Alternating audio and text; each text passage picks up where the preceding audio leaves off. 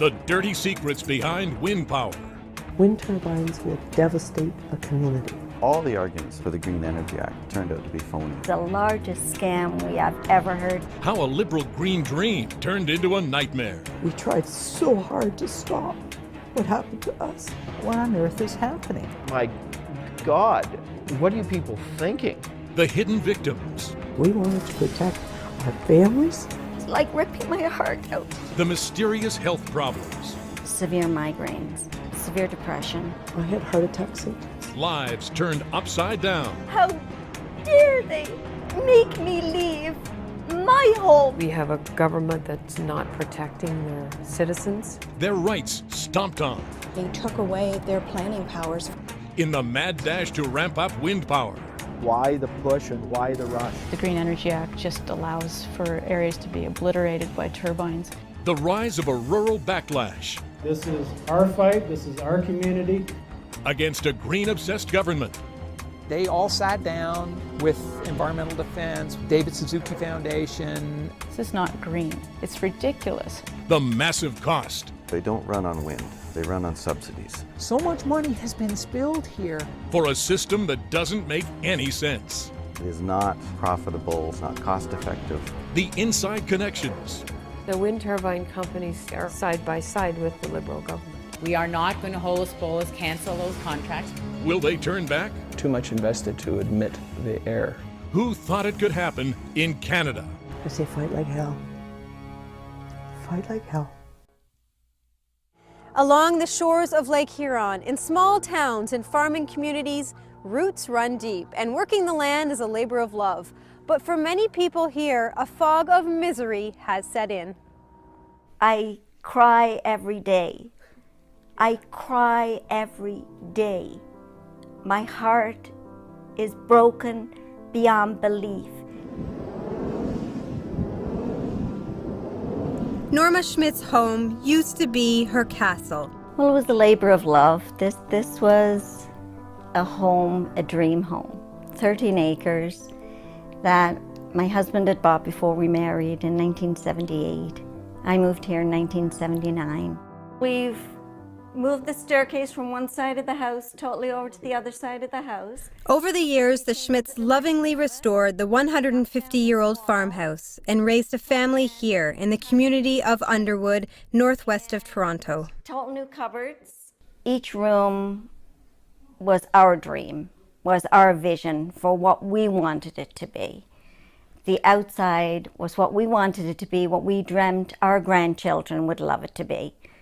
After a long career in nursing, Norma was looking down the road to retirement and reaping the rewards of a life of hard work and giving. But everything changed after the wind developers came calling.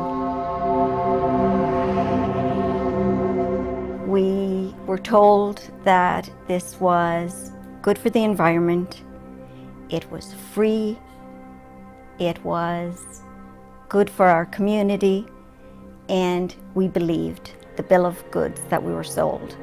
It is the largest scam we have ever heard in our lives. In the nearby community of Ripley, school teacher Sandy McLeod was also open to the idea of wind turbines, at least at first. I phoned my council member, I phoned Jim Hanna, and I said to him, I asked him, straight up, I said, Jim, what's going on here? And he said, Sandy, the provincial government wants these things, and it doesn't matter what we do, they're going to come no matter what we do. And they arrived en masse to communities all along the Lake Huron shore and elsewhere in the province. The arrival of wind turbines changed the face of Ontario's countryside forever. It was under the Ontario Liberal government's green-obsessed watch that the first wind mega projects were approved in short order and construction got started. But in the Liberals' mad dash to ramp up wind power, were affected communities properly consulted and given a say? Were they aware and did they care about the potential health effects for people who lived close to the turbines? People like Sandy McLeod? I always thought that the professionals who were going to allow this project and set up the safety recommendations for this project would have done their professional due diligence. We asked about what would happen to our health. As the turbines went up, those concerns grew, and the beginnings of a rural backlash began. Sandy's home ended up almost surrounded by the turbines, and soon she and members of her family started feeling sick. We had significant blood pressure changes, ringing in the ear, constant, and the ringing was intense. Like it felt like as if somebody was taking a Q-tip and just shoving it in your ear. Your heart would pound, and neighbors would complain of headaches that they'd never had before. The symptoms were so extreme and so severe. She says the noise, this noise, was unrelenting. So just what would it be like to live in the shadow of these mammoth turbines? To get an idea of just how big industrial wind turbines are, you've really got to get up close. From 300 up to 500 feet tall, that's 50 stories that this wind turbine reaches up to. And when it comes to the blades, well, they're as wide as a 747. Oh, it's difficult. I haven't opened these in years. Right from day one, Sandy kept a meticulous diary of what was happening to her family's health. We had been 5 months sleep deprived. Turbines cycling very high, high-pitched ringing, right ear, ringing hard, chest pounding. I'm feeling very sad, very tired,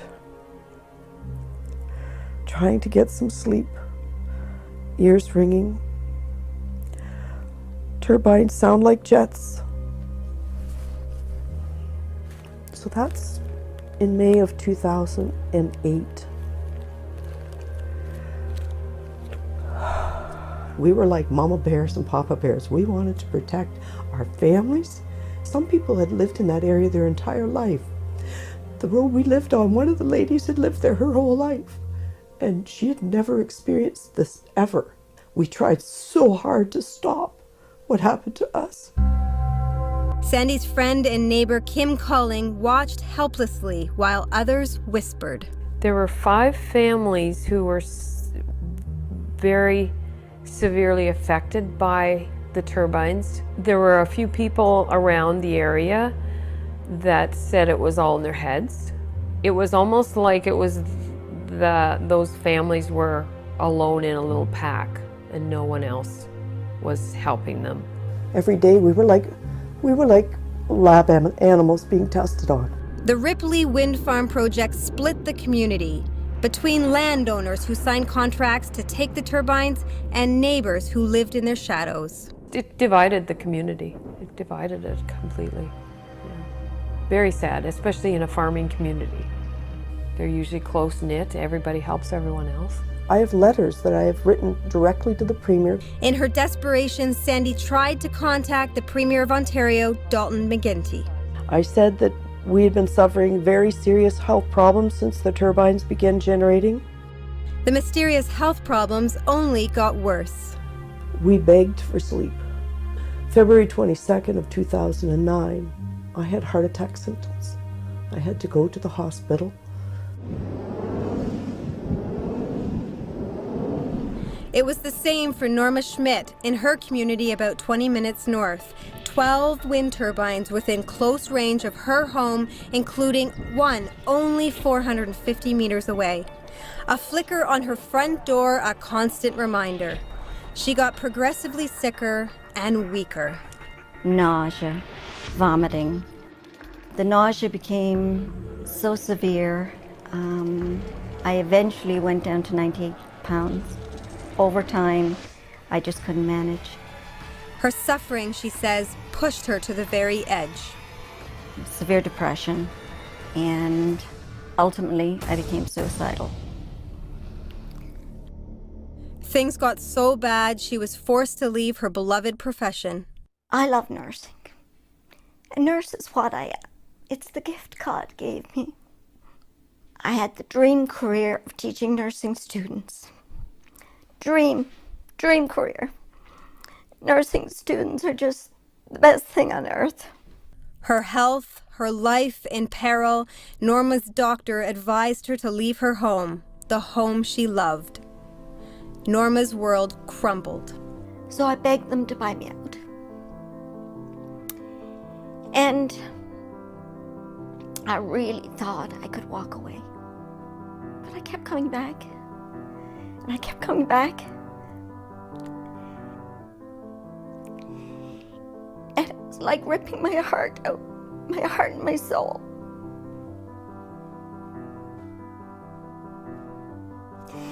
It's not a house, it's not four walls. It's the place we buried our pets. It's the place my tulips are out there, my 4 and my 5-year-old. Planted when they were tiny dots. It's memories that I want to carry to my grandchildren. It's my heart and my soul that I've left behind here. And now I'm in a room in my daughter's house. That's not my home. That's not my heart and soul. I'm in a town where I don't want to be. This is where I want to be, where I choose to be, where I choose to live, where my life is. How dare they make me leave my home, my life, what I choose to have? How dare they? They've no right, but yet the government gives them the right. They give them a carte blanche. It's not acceptable in Ontario.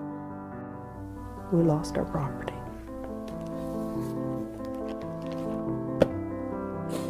That sickening sense of loss was also like a punch to the gut for Sandy McLeod, as she too was forced to leave her beloved home. And it's not just here, in communities around Lake Huron, where we found stories of people getting sick and of residents battling big wind projects. We found similar stories all across the province. To the southeast, along the shores of Lake Erie, in a tiny town of Clear Creek, we found an 84-year-old woman who planned to spend the rest of her life in her dream retirement home, only to be forced out when the wind turbines went up. This is what Stefana Johnson sees from her kitchen window. Oh, okay. This is the home she had built, where she had planned to live the rest of her life. Then a wind power project came to her community. All 18 of them within 3 kilometers. That is a huge impact on a community. Sometimes it sounded to me as I was trying to sleep, and I could hear a rumbling sound. Well, I thought it was a train, but it wasn't. It was just the turbulence from the wind turbines. And other times it sounded like a 747, just hovering overhead for hours on end. And just like those in other wind projects, Stefana too began experiencing health problems. And I would lie in bed and I would feel the vibrations in my intestines and think, what on earth is happening? There are times when I actually feel sick to my stomach and I feel like bringing up. I feel real nausea, just horrific. And there are times when I feel very dizzy. And this is one time I fell. I lost all control of my body. I just lost it. And like Norma, Stefana now only visits her old home. We've spent 100 years almost developing this property. Back up near Lake Huron, farmer Sean Drennan looks out at land that's been in his family for generations. Land that may soon be surrounded by a forest of towering turbines. 1 on this side, 2 over here. Between here and the lake, I'm thinking there'll be 10 to 12. Of the 140, we'll probably be able to see most of them. There's almost nowhere in our township that's actually, to us, safe. The Drennan's dining room looks more like a war room as he fights his own battle against the next wave of mega wind projects slated for this area, including a giant one on his doorstep. Farms everything to us. If they are allowed to build, we'll leave. Like, it's 140, 50-story buildings. You don't even have that in Toronto. The degradation that's going to go on here. we're talking 1,800 turbines up and down the shoreline.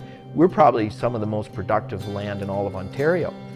Like, my God, what are you people thinking? He's seen what happened with the earlier wind turbine projects. The Ripley project was built, and then we started hearing about people that were gagged, totally gagged on health. And we started to get a little worried. He's seen the destruction to the social fabric of a community. It has totally taken families apart. And now sees it in his own community. Really what's happened is community destruction.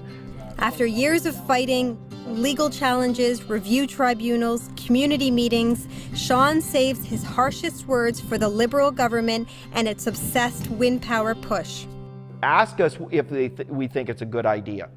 Don't tell us from your condo that it's a wonderful idea and this, okay, the green thing is so great that, we're going to force it on you.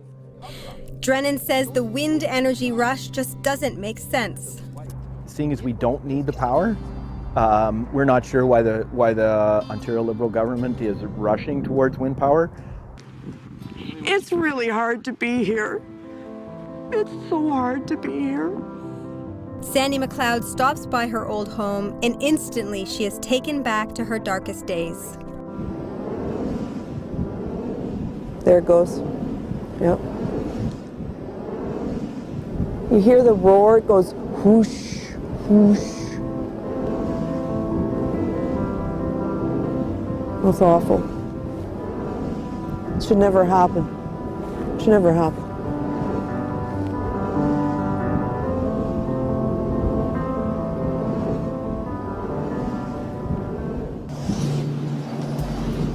Wind power isn't a new idea, but in recent years it has been embraced by governments around the world as clean, green, and the way of the future. Canada joined in on the global green dream, and why not? Within 15 years in Canada, wind projects have emerged across several provinces, with provincial governments teaming up with wind turbine companies to get skyscraper-high projects cemented into the ground. But it was in Canada's most populous province, Ontario, where newly elected Liberal politicians not only wanted to be Canada's leader in wind energy, but North America's. Our new Green Energy Act. We're talking about jobs, Speaker. We're talking about economic growth. At the same time, we're talking about clean and green electricity. The price of energy from wind and the sun will come down. And they understand that investing in those kinds of technologies creates new jobs in the province of Ontario. They want new jobs, they want clean electricity, and they want us to do more in the fight against climate change. To realize their green dream, the Ontario Liberal government stripped local authorities of customary planning and zoning tools and introduced the Green Energy and Green Economy Act. It was draconian, is actually what it was. It took away every part of our planning and municipal ability to actually have any say in the project. Jane Wilson is the president of Wind Concerns Ontario, a province-wide advocacy organization. Draconian is probably not too far a stretch. The then premier was very paternalistic and patronizing with people and about the whole thing. Wind Concerns Ontario is just one of the organizations that has been created to expose the failures of the Liberals' Green Power Plan. By introducing the Green Energy Act, the Liberals were intent to quickly transform a fifth of the province's electricity sector into a wind and solar power giant. It was done in the name of environmentalism. The Liberals wanted to be the first jurisdiction in North America to eliminate coal-fired plants. They also envisioned creating brand new green jobs. If you object to this, it's because you're NIMBYs and you're stupid and, not giving any credence to the fact that people want to protect their homes and their communities. To many, the move has turned out to be one of the most controversial economic and environmental policy decisions in the province's history. Thousands of rural residents are now waging a war against wind turbine projects. When you have a piece of legislation that supersedes 21 acts in Ontario, and that includes the Clean Water Act, there's a couple of acts that protect certain areas like the Niagara Escarpment, Oak Ridges Moraine, the Heritage Act. In order to get that Green Energy Act passed, they had to override 21 pieces of legislation. People are telling me they've never seen anything like that. Tom Adams is a longtime Ontario energy analyst. McGuinty, in the time when he was considering the Green Energy Act, really was not focused on Grey Bruce County. He didn't really care about the electoral votes that he was going to swing in Haldimand or something like that. He had this vision, and he could get urban voters on side. They took away our local municipalities' right to have any say in the projects at all.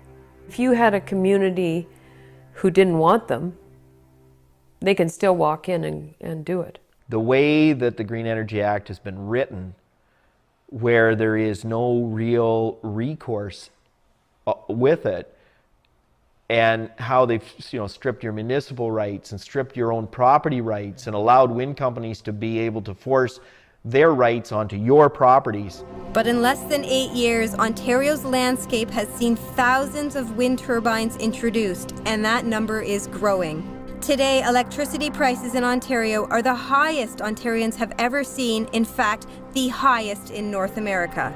Our electricity bills have doubled or tripled.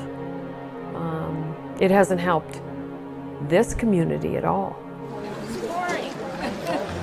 It's Friday night at a town hall meeting in Armagh, Ontario. The community near Lake Huron is slated for a new wind turbine project. The folks here are at a fundraiser to raise money for the legal fight to keep turbines out of their community. This is our fight. This is our community. Everybody in this room is part of this fight. It's going to affect everybody. Turbines are built, you're on your own. Unless we stop this, there's going to be more guinea pigs.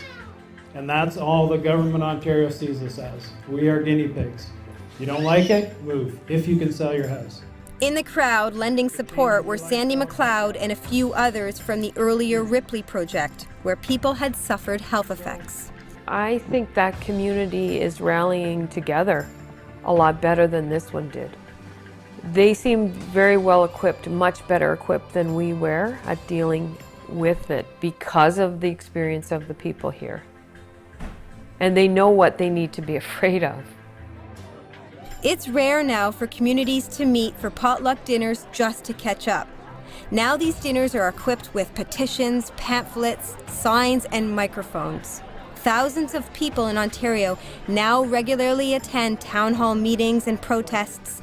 They share stories on websites and blogs, and they raise funds to take legal action and commission health and noise studies. It is really grassroots people power out in rural Ontario. Esther Reitman is one of the community organizers, bloggers, and concerned citizens in Ontario. I realized there wasn't a wind action group started here at all. There was nothing to inform people, so I just put a blog up to start with and started putting pamphlets out, holding meetings, public meetings around our place. So that's how it started, and it just kind of grew from there into protests as more meetings from the wind companies came forward. She has spent a lot of time fighting. I put several hours at least into this blog every day for several years now, and yeah, it's just to keep people informed of what's happening elsewhere, because a lot of times it's the same stuff happening throughout Ontario, and people need to share that those ideas and such too. It's not like it's all in one area. Say if you had it in the city, one issue happening there, and a whole bunch of people living there. Here it's just a few people living out in all these little pockets throughout Ontario, so you have to have some network to keep them together. Esther sees Ontario's plight as being the worst in Canada. I think maybe something a little bit different in Ontario is the proximity of these turbines to homes, to so many homes, because the Green Energy Act just allows for areas to be obliterated by turbines. They're not out in some field away from everybody. They're on the backs of our homes and around our schools. So it's much more in our face in Ontario. There's a conversation out there that there's no problems in Alberta, but the fact is the farm size in Alberta is 10 times bigger than that. The average farm is 1,000 acres. The average farm here is 100 acres. so they're 10 times bigger. So the distance from that receptor home is 10 times further. So we're not going to see the same issues when they're further away from people's houses. Those living here believe the Green Energy Act was not built for the protection of the citizens or the environment, but for the protection of the companies. Many felt sidelined, ignored, or bullied by wind turbine companies, and completely ignored by every arm of the Ontario government when they'd ask for help. There was not consultation. What happened was people were objecting. And we went to Queen's Park, and we made presentations to the various ministers there, asking to be consulted and to take a precautionary approach to the building of these turbines. Whether you contacted the companies, whether you contacted the Ministry of the Environment, whether you contacted the Environmental Commissioner, which we did, whether you contacted the Ombudsman, whether you contacted the Premier, it didn't matter who you reached out to, you were not getting well. You were getting sicker. No matter what the groups do to fight, the wind turbine companies still have more money, and they are also side by side with the Liberal government. They do whatever they want. When you don't know, you don't do. And what we see with the government of Ontario is they just simply don't know, they don't care, they keep moving on with projects. Many important people who've really thought about this and knew what the impacts might be, went and presented their view to those hearings. After that, the act got passed. Then Premier McGuinty said, this is a kind of, we're fighting NIMBYism and we're just not going to have, quote, a patchwork of regulations.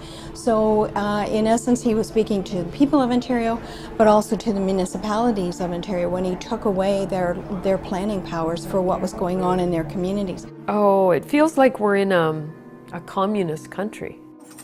How many times must our rights be attacked to satisfy somebody's greed? There has been so much outrage created by the government over wind power, and yet it only represents a small slice of Ontario's electricity grid. Our government thinks that 3% of wind energy production right now is viable. And we'll see what 3% looks like in a pie chart, literally a pie. The Liberals' energy plan showed wind power production at only 3% in 2013. The troubling news is that Liberals want to nearly quadruple the number. Increasing it to 11% is the most enormous mistake, health-wise, environment-wise, economy-wise, and if the people of Ontario let this happen, the future generations in Ontario are going to suffer. So why was rural Ontario's concerns repeatedly ignored? Why were local authorities stripped of their powers? Why did the Liberals move so aggressively with their Green Dream plan? Ontario's main opposition party, the Progressive Conservatives, have long questioned the economic merits of the Ontario Liberal government's green energy plan. Why in the world do you want to continue with Dalton McGuinty's failed green energy subsidies, putting wind turbines across the province like giant pins on a pincushion? It's economic madness. It's costing us jobs. We turn to Professor Ross McKittrick, an economist. He recently published a very scathing review of how economically unsound the Ontario Liberal government's Green Energy Act is. Well, the important thing to understand about wind turbines is they don't run on wind. They run on subsidies. We went to see McKittrick at the University of Guelph. All the arguments that they put forward for the Green Energy Act, they really turned out to be phony once we looked at them closely. They said that it would improve the economy, it would reduce air pollution emissions, and it would replace coal-fired power. And the problem is with the first one, It's not going to improve the economy because what you're doing is replacing power that costs 3 to 5 cents per kilowatt hour to generate, and you're replacing it with power that costs at least 13.5 cents per kilowatt hour to generate. So you're raising the cost of doing business. It will drive down the rate of return in manufacturing and mining, and that has to translate into job losses and reduced investment and shrinking the economy. So you've pointed out that wind energy, in fact, isn't in the public interest in the short term, but will it be in the long term? Nobody was building wind turbines in Ontario until the government started throwing money at it. It is not a profitable source of electricity. It's not cost effective.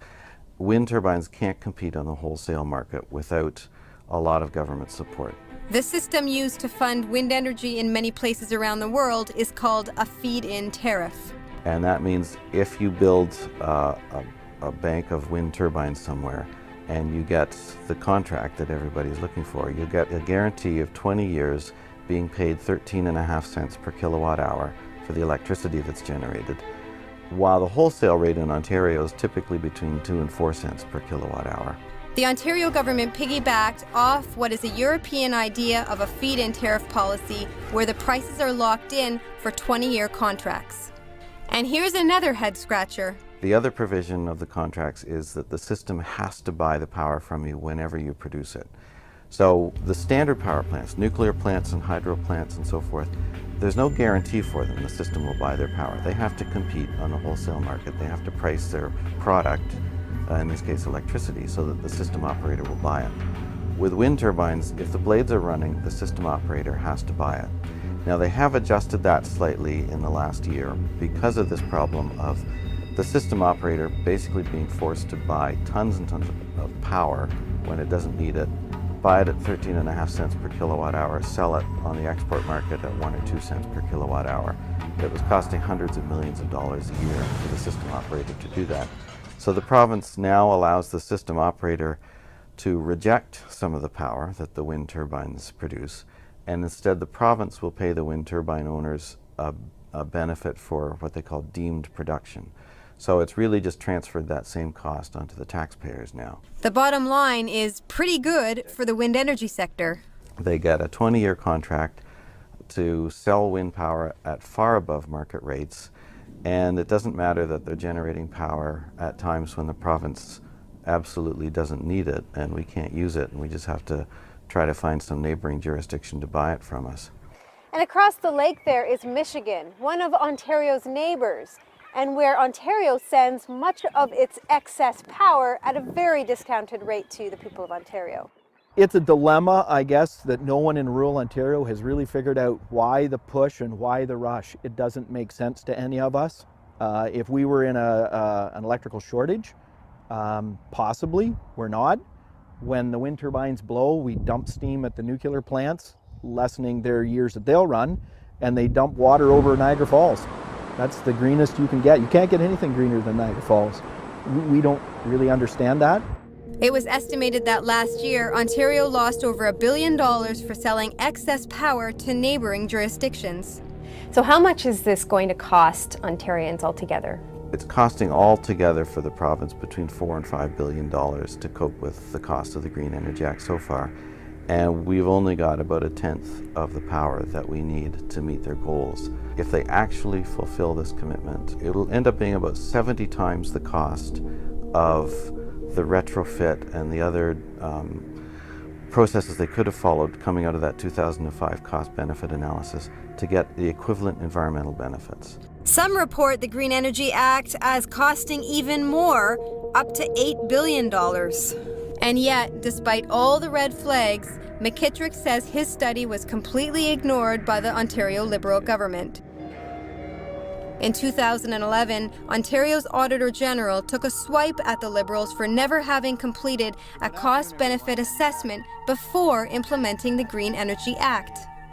The Auditor General in 2011 said you really need to do a cost-benefit analysis before you proceed. They didn't ever do that. Not to this day has the government done that. In fact, the Auditor General, Jim McCarter, said, "We expected but did not find that a comprehensive and detailed economic analysis or business case had been prepared."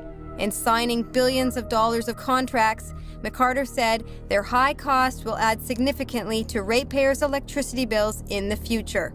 And that they did. The big concern across the province is what it's doing to people's electricity bills. We're starting to see a new problem, which is energy poverty, where people are getting these electricity bills that are just not affordable. So what's that going to do? And I think you saw recently there was a protest about the bills, and people were holding up signs saying, heat or eat.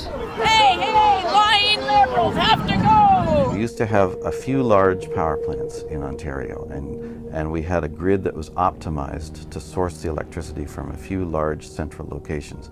We're now shutting down the large central locations and replacing them with this proliferation of tiny little unreliable wind farms, and you have to build a whole new grid to accommodate that. So that's, again, an extra cost to get something we already had. What's more is that the Green Energy Act hasn't even come close to creating the number of jobs the Liberals claimed it would. It turned out that the province had claimed that there were going to be 50,000 new jobs created from the Green Energy Act. When the Auditor General asked them to back that up, because it doesn't really make sense that this would create any jobs, what they admitted was they were really talking about temporary construction jobs. As you put up wind turbines, you need some workers in to do that, but then once the wind turbines are built, then those jobs disappear and there's no ongoing jobs. In economics, it's an old fallacy called the broken window fallacy. If you go around breaking shopkeepers' windows, since they have to hire repair people to fix the windows, then you've somehow improved the economy. But you haven't. All you've done is increase the cost of having what you had before, which was windows in stores. It's daft.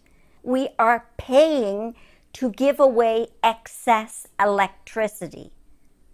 How stupid is that? We have companies leaving because they can't afford to pay the ridiculous high electricity rates we are charging. We can't afford to lose industry in Ontario. We are now a have-not province. There he is! In the 2012 leadership race to replace Dalton McGuinty, Liberal candidates admitted the Green Energy Act was flawed. In fact, now Premier Kathleen Wynne said, "We didn't get it perfect the first time around, but I am committed to working with our partners and communities across the province to get it right." Projects, however, are still getting approved by the government despite community objections. Hey, Liberals! You're fired! You're fired!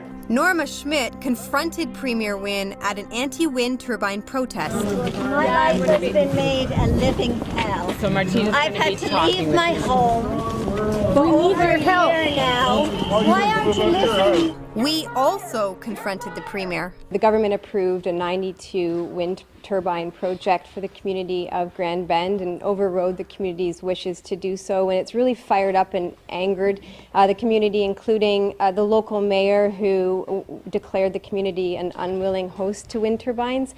What would you say to the community who feels as though this is a devastating blow to have the project approved? Well, I'd say a couple of things. First of all, I would say that we're committed to clean renewable energy. We're shut down the coal plants. We're committed to clean air. We're committed to clean renewable energy. We also are committed to a better process around siting energy infrastructure. And so we've put new rules in place. The fact is that there are contracts that are in place.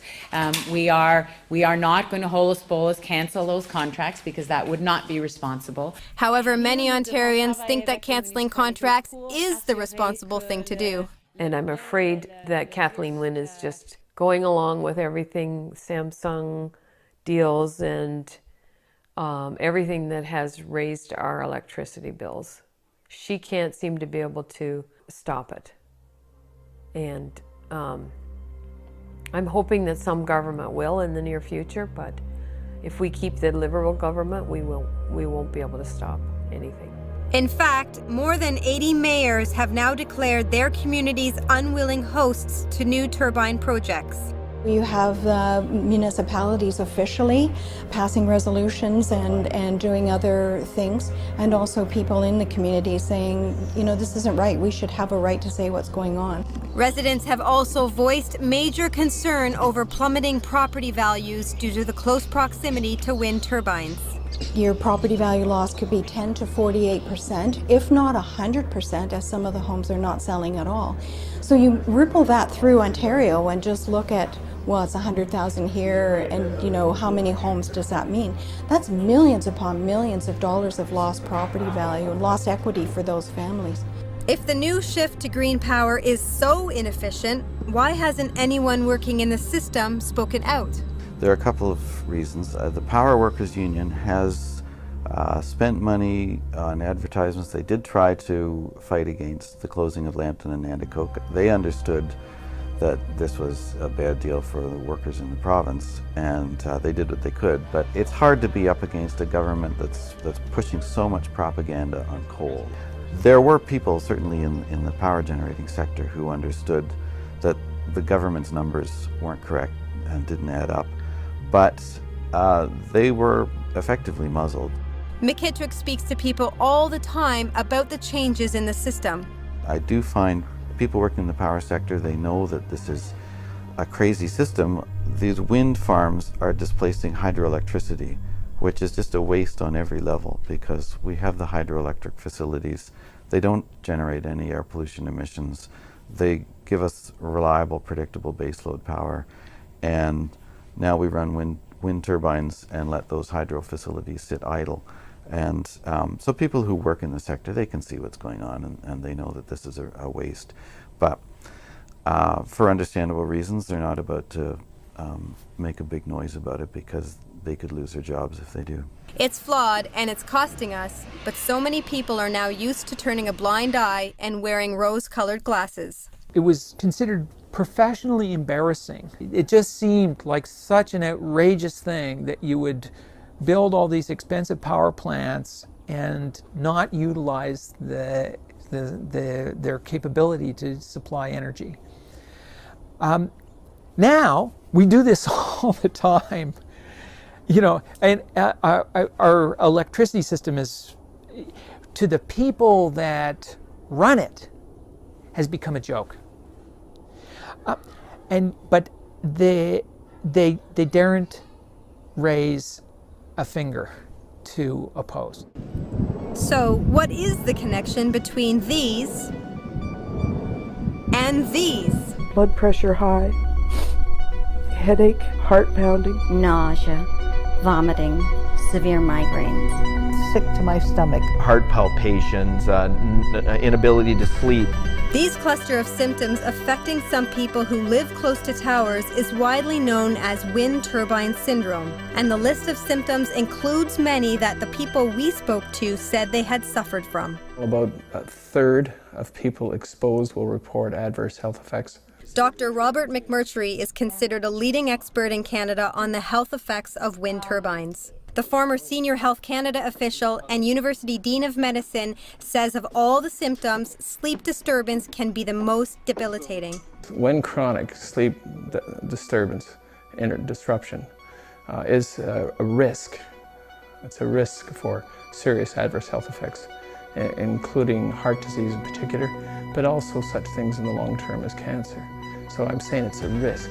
I don't want to be creating fear in the sense of it's any guarantee, but it's known to be. And in saying that, I'm quoting the National Institutes of Health and Environmental Health Perspectives.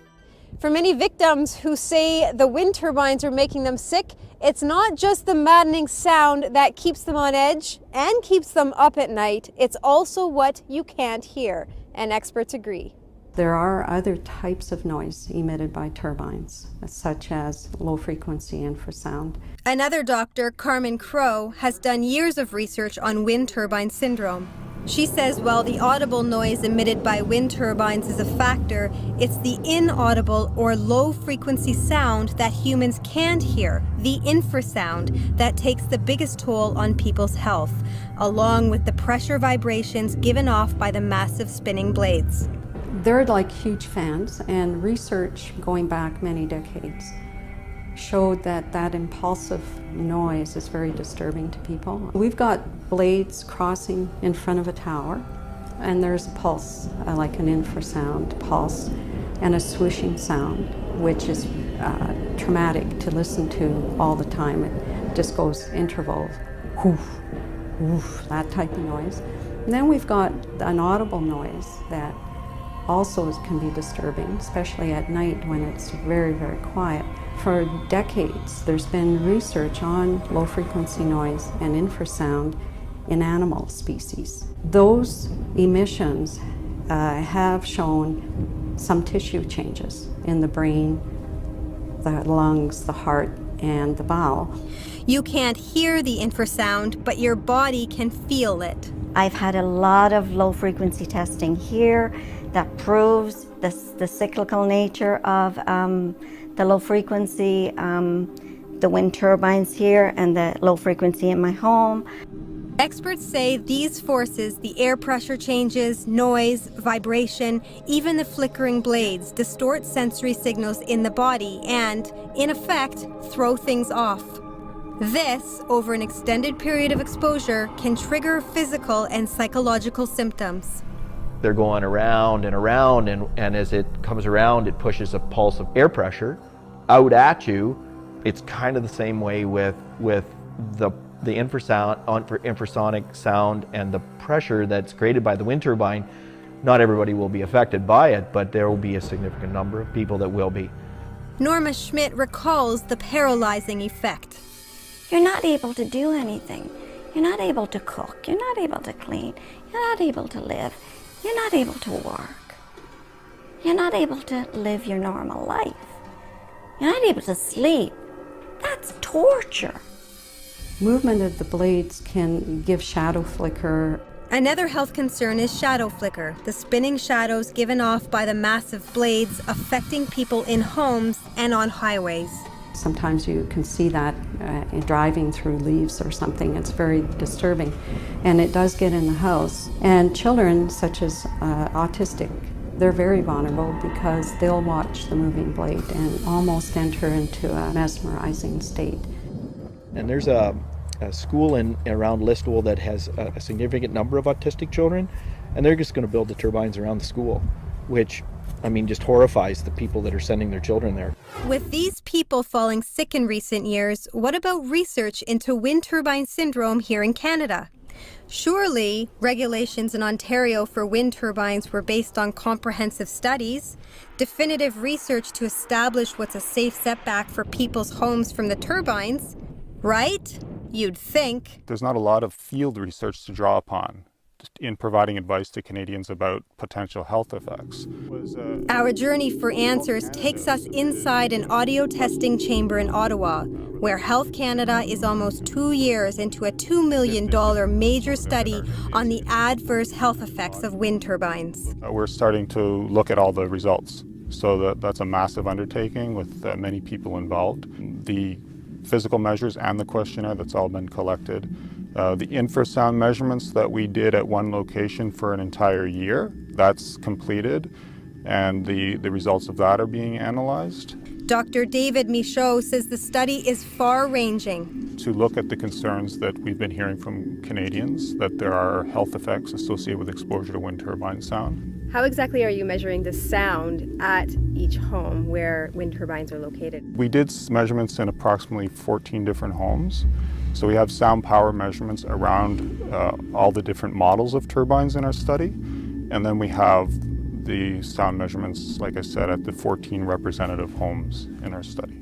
The reason they initiated the Health Canada study was they had thousands of complaints from across rural Ontario, people living in close proximity to industrial turbines. They found a similar pattern: headaches, nausea, dizziness, sleep deprivation, high blood pressure. Everything we've heard about, they were finding.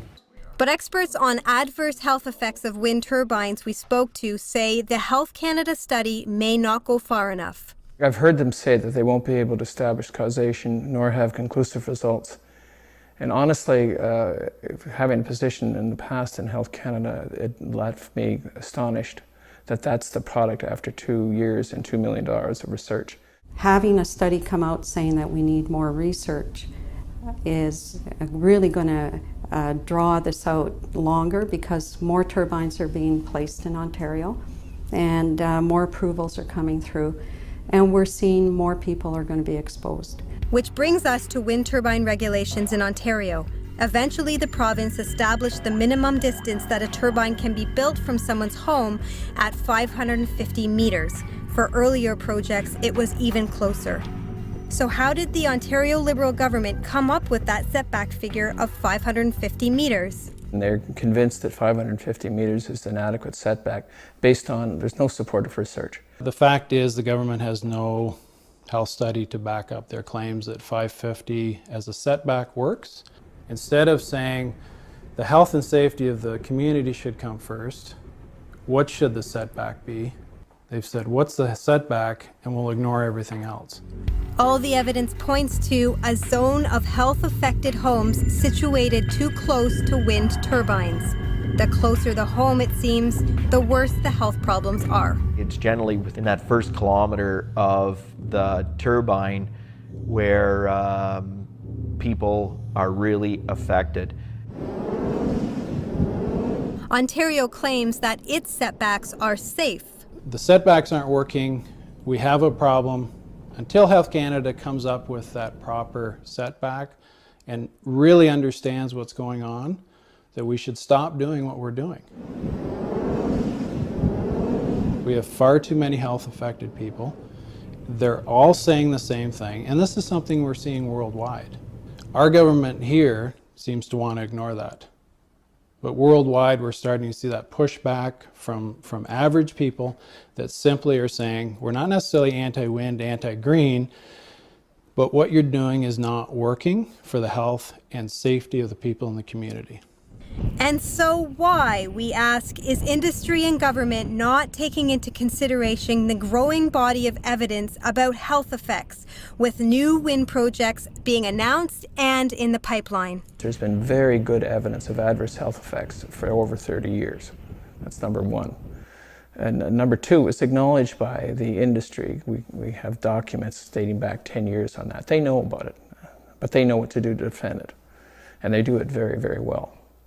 That when these tribunals come, their principal task is to create doubt about any claims of adverse health effects, even though anybody who's looked at the people exposed finds adverse health effects, and they certainly can be serious, as we noted. But they argue that the proof is somehow not conclusive. And if the Health Canada study does raise red flags, does Dr. McMurtry think the Ontario government would put a moratorium on wind turbine projects? I don't think the current Liberal government are so inclined. There's a well-known pattern that once you get into something and you've committed, that the likelihood of turning back diminishes as time passes, and they've got too much invested to admit the error. Any brain scan that I had, any MRI, my brain was completely clear.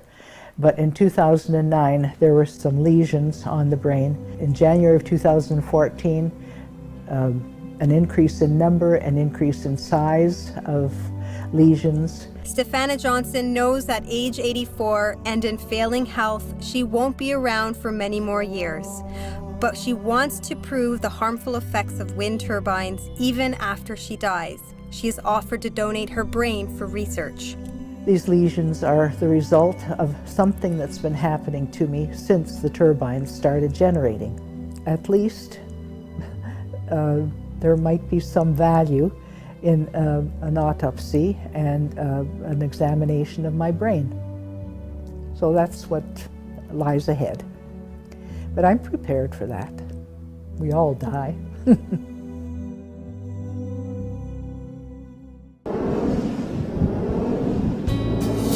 Wind power. What could be friendlier to the environment? But if we look behind the labels of clean energy, we found some dirty secrets. Remember, wind was sold by the Liberal government as the cleanest, greenest, smartest way for Ontario. Out with dirty coal, in with wind and solar. There were far smarter ways of creating energy Like Ross McKittrick from the University of Guelph sat down and said, hey, if we had done nothing except put, you know, the most advanced scrubbers on our coal plants, where would we be? And we would actually have as clean an air as we do today. The Liberals have made the case that clean energy is far superior to what they say was dirty coal. It's been a political messaging tool that has helped to keep left-of-center voters in the Liberal camp. Premier Kathleen Wynne celebrated the end of coal in Ontario with former U.S. Vice President and climate change alarmist Al Gore. I'm proud today to announce that we will be introducing new legislation that, if passed, will make it illegal to burn coal. How did you find the moral courage to change, to rise up, to act? And part of the answer will be Ontario, Canada led the way. But is it true? According to the experts we spoke to, the green dream isn't so green after all. When they talk about displacing coal-fired power plants in Ontario with wind, that's not actually what happens. As they add wind capacity to the system, they're displacing nuclear and hydro, and those are non-emitting sources. And what they replace them with, it's not just wind turbines. You have to remember that whenever you see a wind turbine, there's a gas-fired power plant running in the background to balance out the load fluctuations. So it's always a wind and gas combination. So what they're doing is they're replacing emissions-free hydro and nuclear with a combination of wind and gas, and we'll actually end up with slightly higher emissions of air pollution and greenhouse gases as a result. In other words, wind is always backed up by a fossil fuel. Because turbines are, on average, efficient about 28% of the time in Ontario, and they also produce their energy out of sync with need, the wind energy needs a lot of gas-fired backup. It has to have base load backup. And so that then means there's going to be some pollution from that source. So you're paying for a wind turbine to turn, and you're paying for a gas plant to idle. You're double paying most of the time. It's asinine. Interestingly, the phasing in of natural gas plants in Ontario has become scandalous for the Ontario Liberals. The Liberals cancelled 2 gas plant projects in a panic before the last election, precisely because voters disapproved. The scandal cost taxpayers over $1 billion. Our experts took a good look at the science behind the Ontario government's green marketing. Based on what they found, it seems closer to junk science than truth. People have a really funny ideas about where air pollution emissions come from. Ontario's air pollution levels have declined over the past 40 years, not in the past few years as the Liberal government claims. This is a listing of all the communities in Canada where Environment Canada maintains an archive of historical air quality records. And they tell a really fascinating story. Starting in 1974 and coming up to the present, right across the board, you'll see air pollution levels have gone down quite a bit. So here we are in 2009 when the Green Energy Act was being introduced, and the province was out there saying, we have this crisis of rising air pollution levels. But the fact is that they know perfectly well that air pollution has been trending downward right across the board. Secondly, the electricity sector makes up only a small fraction of air pollution, which means coal pollution was never the threat the Liberals made it out to be. Particulate matter emissions is the one that most people are concerned about. That's the stuff that makes for smog and soot and things like that. There is one sector that's the major source of particulate matter emissions across the board, and that, surprisingly, is dust from unpaved roads. Power generation was a relatively small contributor to particulate emissions compared to industry, agriculture, and especially dust from roads. Going through the years, it's a very steady picture that way. All we'd have to do is pave over a small fraction of the roads. Maybe 1% of the unpaved roads in the province. If they were paved over, you would have more than offset the particulate emissions coming from industry. Dr. McMurtry says the Liberals have made a false claim that ending coal was the only way to go. There's no question there's been an effort to demonize coal. This decision was made by policy priority as opposed to merit. In other words, having a competition to see what would be the best way to reduce air pollution per dollar expended. That competition never happened. this was a priority-based decision. Experts recall when tons of money was poured into cleaning up coal plants in Ontario. We had coal plants that had installed on them modern, new, very effective scrubbers for cleaning up the emissions that had historically gathered public attention and concern around coal. Do you foresee coal plants coming back online?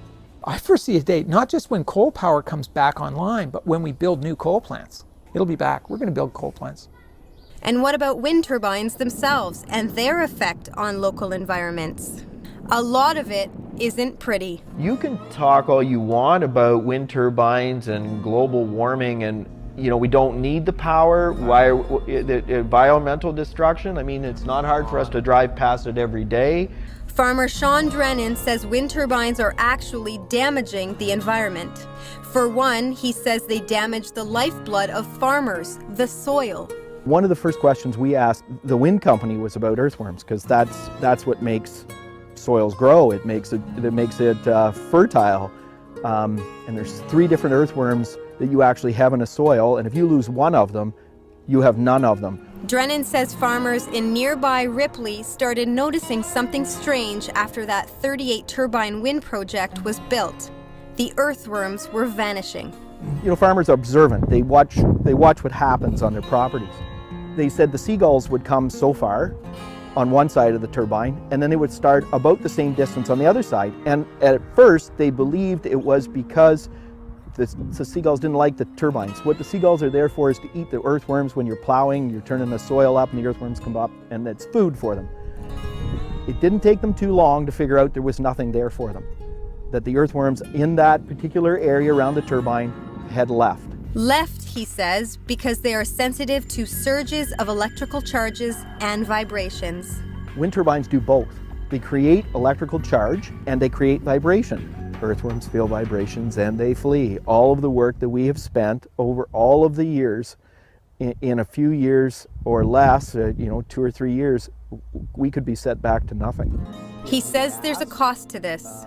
Lands are going to get harder without the earthworms to help open up the soil and create a viable and efficient soil.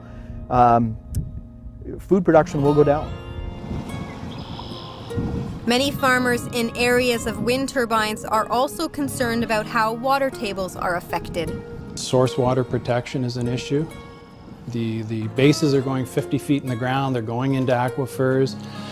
There's many components of cement that are toxic. So he's saying, well, if you put 100 of these things up and they're in the ground 50 feet, is there not an issue within the aquifers? And the effect on livestock? Kim Colling's husband ran a dairy operation in Ripley. After the turbines went in, he noticed the cattle began to act strange. They'd be jumping around, their tails would be switching.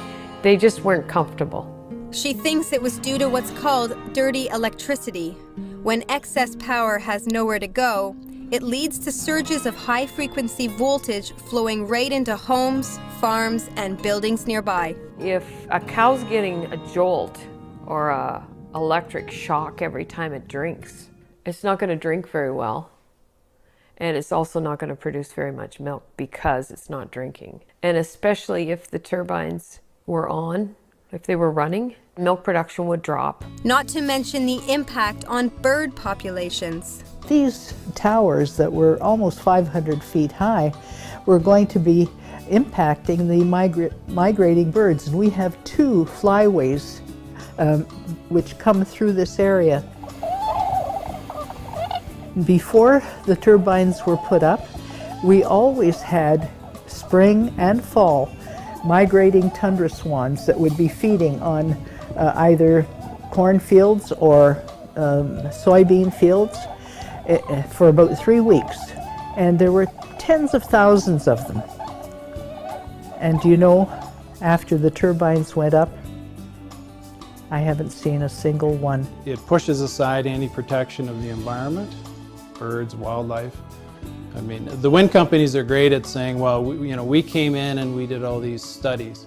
But we watch them do the studies. They sit on the side of the road, they drink coffee all day, and they tell you how many bobcats, how many birds.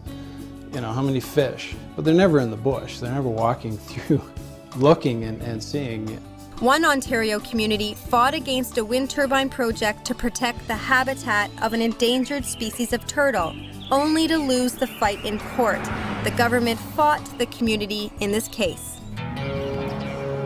Esther Reitman is a dedicated environmentalist who's got a big problem with wind turbines. That's all they need is a facade. They don't need to see details. And unfortunately, when you live out here, that's all you see is the details, and it does not look green at all. They're breaking all kinds of drains in such a long prime agricultural land. This is not green. Putting in concrete they'll never have to take out. 40 truckloads per turbine base.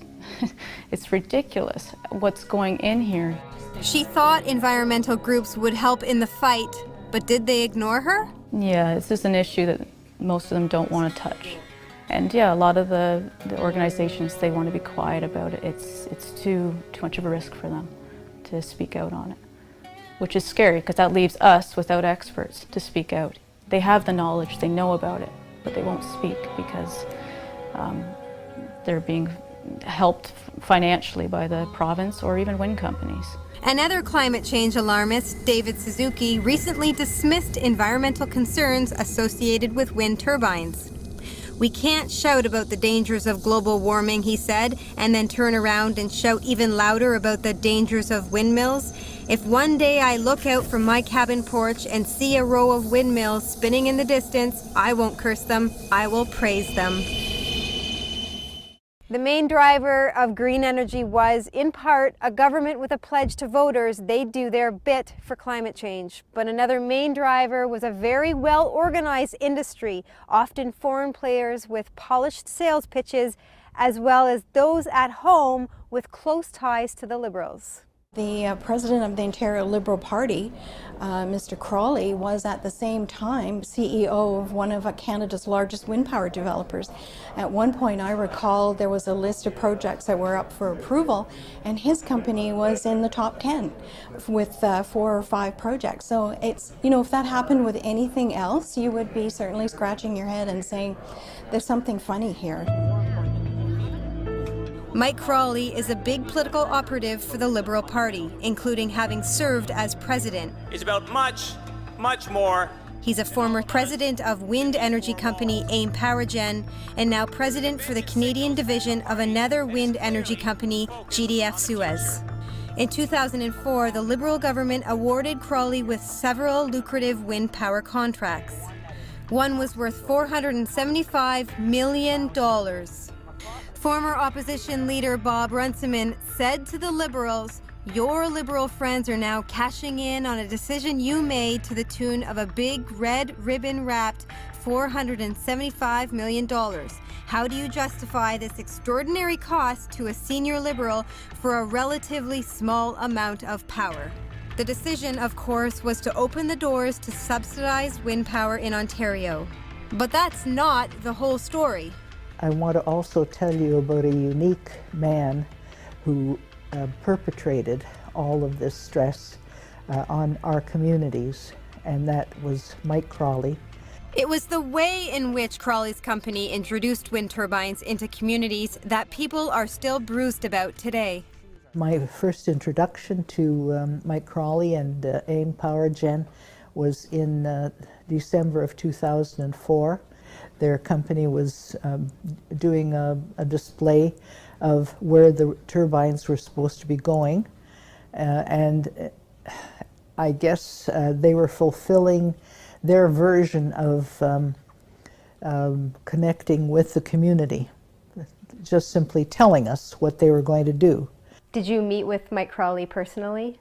I talked to him for about an hour, and I said to Mike, it's unconscionable that you would build something that was destroying people's lives and not want to help them get out of it.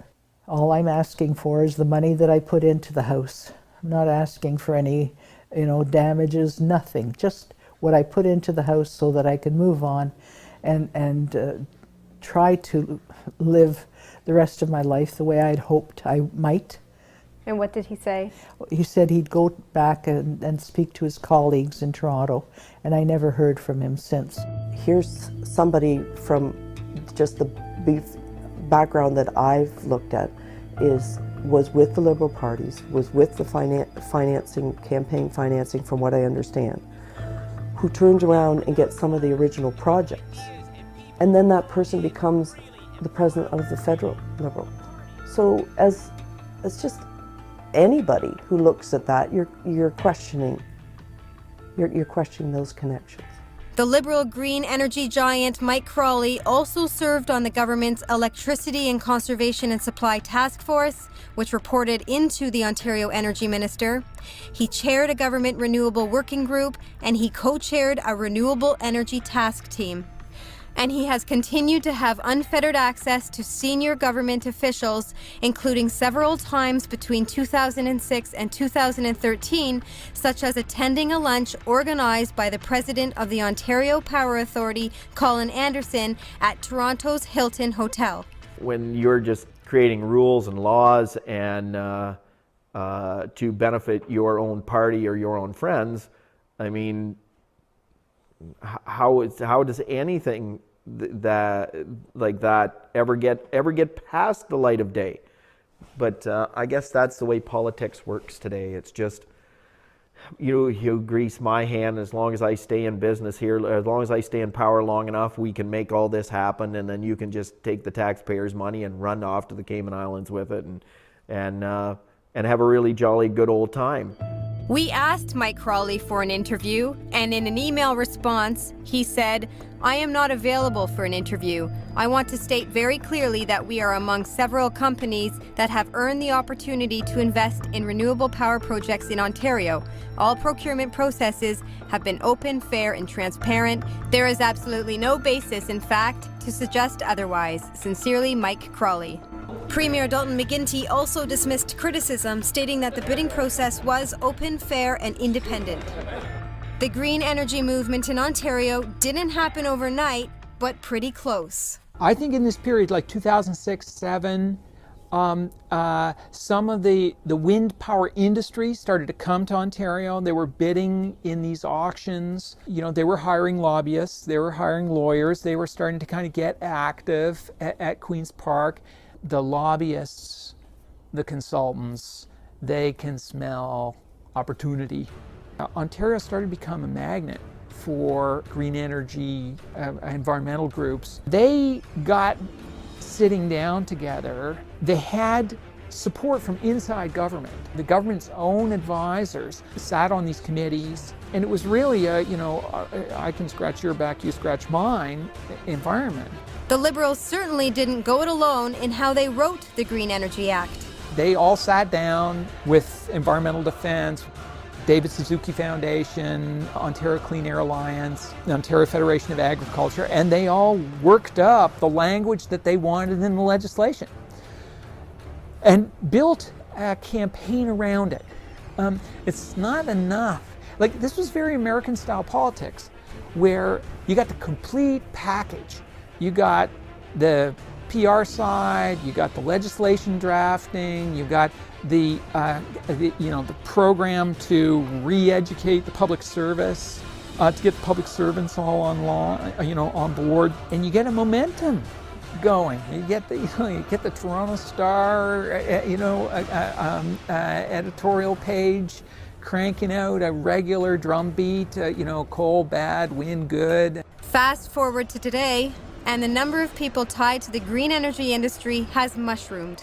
Many of the downtown law firms, the partners are themselves personally invested in a lot of the wind and solar and these other things. So the rate of return for these projects is so spectacular that the people in the energy business, actually not just the lawyers, but the retirement savings programs for the accountants that work in the electricity business, a lot of the executives that are in the conventional energy companies, a lot of pension funds are tied into this, insurance companies, gas utilities. I mean, it's so much money has been spilled here that it's spread out over a big footprint.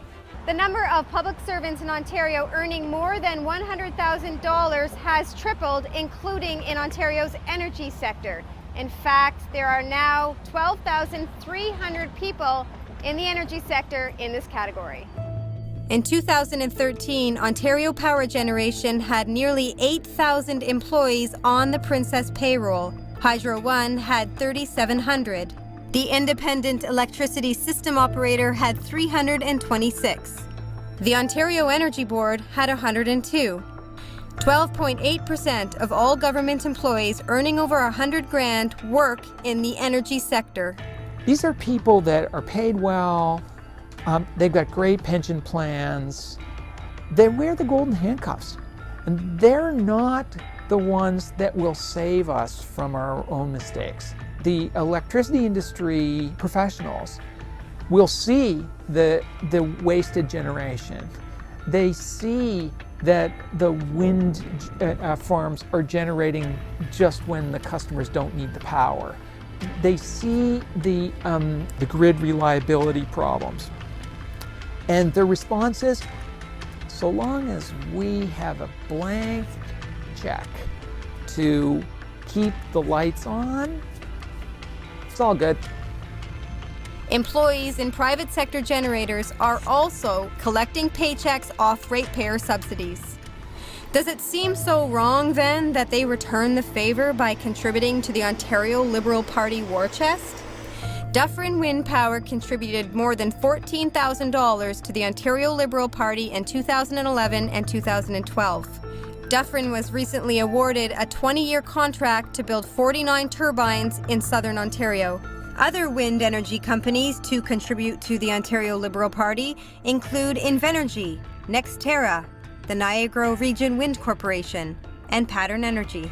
And we can't forget the industry associations. The Canadian Wind Energy Association and Canadian Solar Industries Association jumped on board to contribute more than $24,000. It's really disheartening. You have no faith in the companies or in the government. You know that they're just so intertwined. The Green Energy Act is very much a draconian act that was brought in by a government that wanted to bulldoze away the democratic rights, the charter rights of people who are facing wind projects.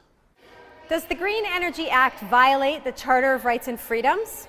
Are outraged citizens turning to Canada's Constitution to fight wind energy?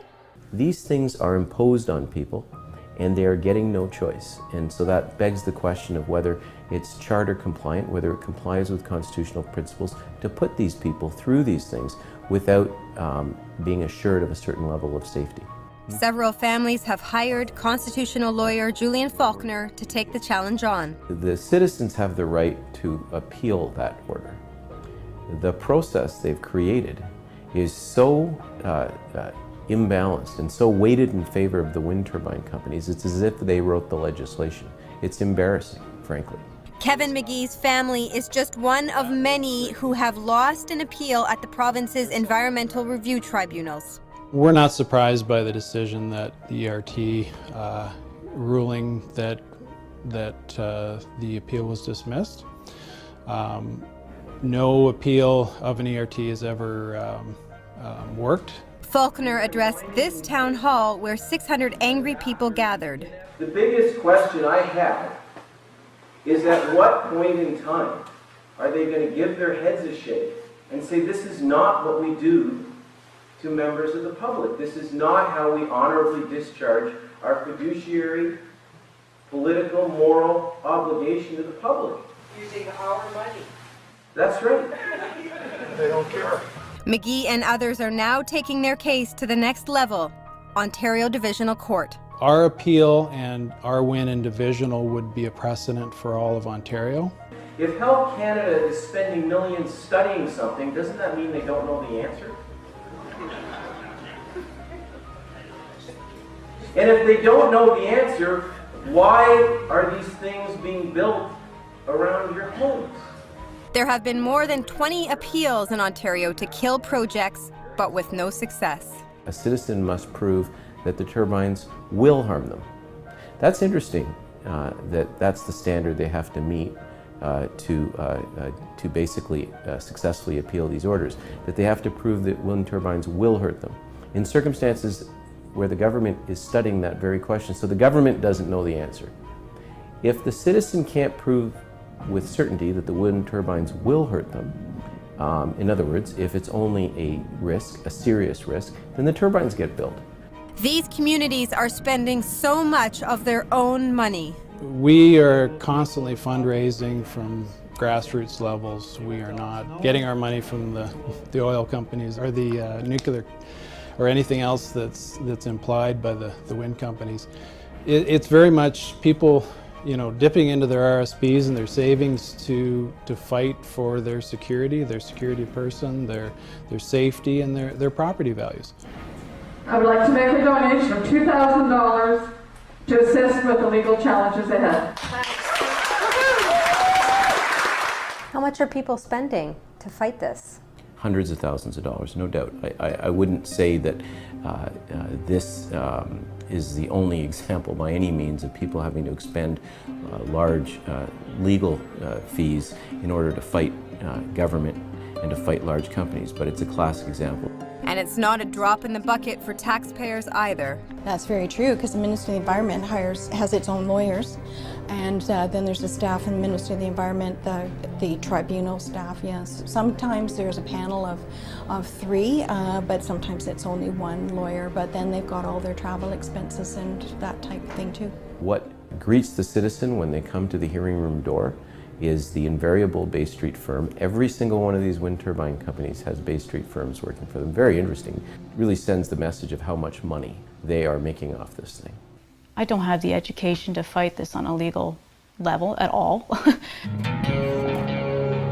Esther Reitman appealed a wind turbine project slated for her community.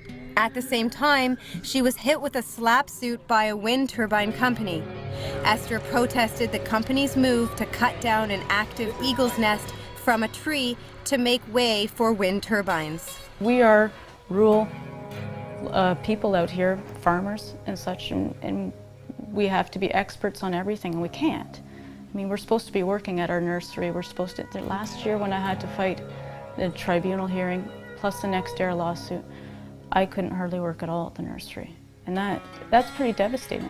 It's like a case of David versus Goliath, Esther says, with government and companies working side by side. I watched that, and how you have the Ministry of Environment sitting right beside the wind company, talking during your tribunal hearings, sharing all their information as if it's them against you. That makes no sense.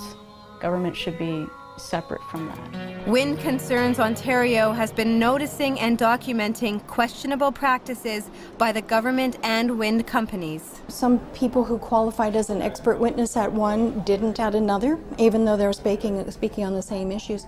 Jane Wilson has requested the Ontario Ombudsman immediately investigate these inconsistencies. We're finding things with the approval process, and it's come to a head with some of them where the documentation provided by the wind power developer is being, quote, deemed complete by the Ministry of the Environment. But when the community groups do an audit on these documents, they're not complete, and in fact some of them the documents are not even there.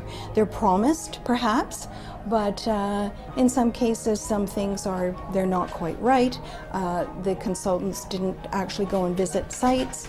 In one case it's arguable whether they even studied the right species of bat. The fight has taken a toll on Esther and her family. And now your family is moving out of province? Yeah, we have to move from the farm where I was born, and that really hurts. It's definitely really painful. You know every little nook and cranny of the place. It's in you because you were a little kid when you were walking around there. And so it's not a decision that was made lightly at all. But we all knew, my parents and my husband knew, that if these turbines go up, we aren't going to risk our health, which is the other thing they could take from us. And I'm not going to risk that. Come here, Cleo. Come on, Cleo. If Sean Drennan is able to prove that there's a reasonable risk that he will be harmed by what the state has approved being built, then he should be entitled to stop it. No one should be submitted or subjected to a reasonable risk of harm. Right now, the ERT says It's only a reasonable risk of harm. You haven't proved that it will happen. Therefore, you lose. That's ridiculous. Sean and Trish Drennan say they would have regrets if they didn't continue on with their fight. We have, children and grandchildren, will they look at us 30 years from now and go, well, Grandpa, why didn't you fight? And we're not going to have, and we're just not going to let that happen. I say fight like hell. Fight like hell. I'll tell you why. Because your life will never be the same. Your community will never be the same.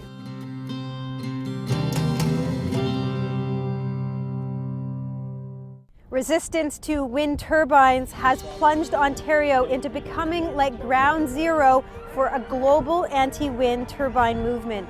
They were way before us, and they were asking for help before us. You have the people in Quebec.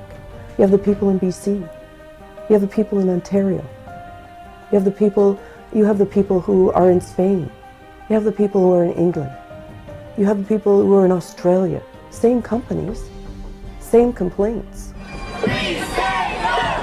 Other governments around the world have backed off. The UK Prime Minister has said enough is enough and is pledging to back off new turbines. Spain made the same move in 2012. A surprising move was when the German government, the godfather of feed-in tariffs, signaled it was considering backing off this costly policy. A number of U.S. states have been rethinking wind turbines as well, including Oklahoma, which has hit the pause button. Will any politicians in Ontario make the same pledge? You have to shut them down. That's the only way to get rid of these turbines. Shut them down. It's either stop this or our children's and our grandchildren's futures are more servitude. Is this a risky proposition to renegotiate or terminate contracts? The Minister of Energy is saying he can't get out of these contracts. They're signed, that's done. We don't believe that's true. Jane Wilson says the Ontario government already has the ability to terminate projects in the system now. She points to the case of Trillium Power's proposal to develop offshore turbines in Lake Ontario. The Ontario Liberals reversed their initial approval of the project. The legal opinion that came out of that was the government has the right to change its mind. It's a government, it can do that. So there's a number of legal firms have commented on this, and it's right in the Ministry of the Environment's own legislation that the director of the Ministry of the Environment has the option to not grant an approval, rescind an approval, or take approval back even if after one's been granted. It means the government can reconsider projects already in the queue. They don't have to follow through with all of the wind power projects. There are just 55 of them in process right now. They do not have to follow through with all of them. There's 55 that are in process to be signed or that are already signed? They have FIT contracts, but they are just in various stages of the approval process. So some are under appeal, some have gone through, gotten the total approval, and they're being constructed. Whether any government would actually be able to get out of existing contracts is debatable. Ross McKittrick says it's possible. One option might be to buy out some of the wind turbine companies and take those wind turbines off the grid or only use their power when they're competitive. In Europe, what governments have started to do, though, is put on special new taxes on renewable sources, solar and wind, to try to recover some of these costs. Alternatively, the government may look at just trying to tear up the contracts and accept the legal liability that goes with it, but it's not going to be easy. Tom Adams says there's another way to stifle turbine development, to strengthen environmental laws. So they're not allowed to chop up the birds. And when the tundra swans are flying up Highway 20, from Sarnia to Tobermory, they're going to fly through this zone where there are literally going to be thousands of wind turbines. And those tundra swans are likely to be seriously impacted by all of this. If we were to shut down the wind turbines during the migration seasons when they go up and then come back through that area, somebody's going to be out a lot of money. If those wind turbines are not generating, either the developer or the ratepayer is going to have to pay. And sorting out how that's all going to work is very tough country. Process is flawed. It isn't right to subject large numbers of community members to something we don't understand. It's not only a blight on the landscape, it's not only an insult to those who enjoy a rural landscape, it's an incursion on their psychological and physical well-being.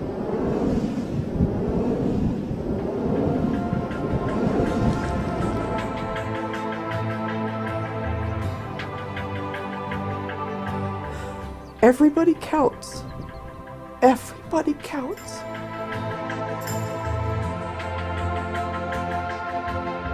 Your life counts. Your family counts. Your home, your community, your future expectations, they all count.